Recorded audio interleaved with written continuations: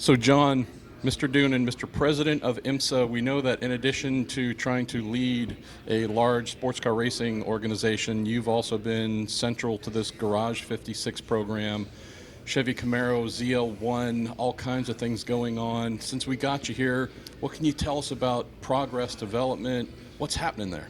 Well, it's been an honor to pull together the partners. We've got an all-star team with Hendrick Motorsports leading the way on the race cars. Action Express is going to literally be on track testing in about 30 days with our test mule, getting ready to take a next-gen car and make it an endurance racing car for the 24 Hours of Le Mans. The folks at Chevrolet have been outstanding. We've had a technical committee that's been meeting for just about a year now on this project, putting all the plans in place to take what has proven to be an outstanding road racing car and endurance-ize it, if you will. Headlights, taillights, all the things we need to go twice around the clock over in France. You know, from a standpoint of partners, Goodyear has been tremendous in developing a new tire for the car. We know how grueling Le Mans is on human and machine, and certainly the tire end of it is going to be really important when we have a next-gen car going around Le Mans.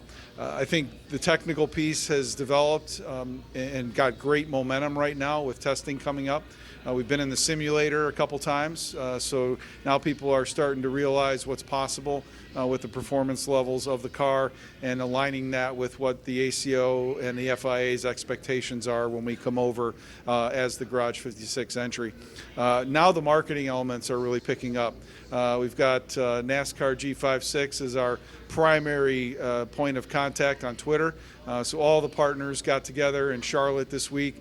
GM, Goodyear, Hendrick, all of us from IMSA, our NASCAR colleagues. It's been a real team effort to start telling this story, which, hard to believe, it's, I think, 317 days away. Huh. Let me ask one closing question here. Before we started filming, I did everything I could to pry names out of you. Yeah. I know it's not going to happen yet, but can you at least tell folks about the interest among drivers to be part of this?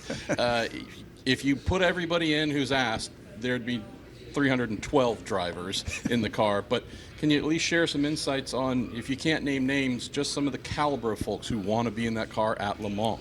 I think the fun part about that is Rick Hendrick and Jim France have both said they've got a bunch of new friends that they didn't know they had. But that's a fun part about this. We've got an opportunity to take another group of all-stars over there to execute the race. To date, Mike Rockenfeller's been in the simulator.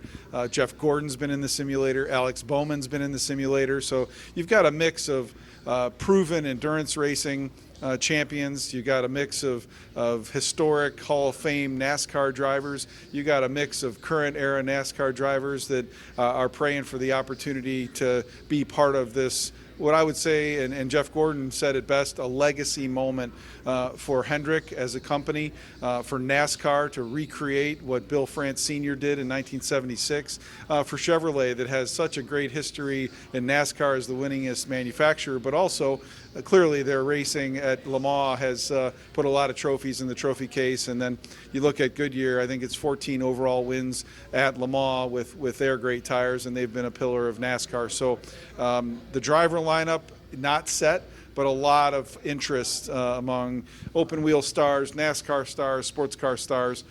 So we may need to do a fan vote in the end. If I were to look on that list, would there be a former Formula 4 driver, Jay Doonan, who's put his name on that list maybe?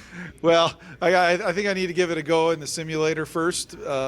But been around Le Mans in a pace car and a few hot laps pre-race with our partners at the ACO.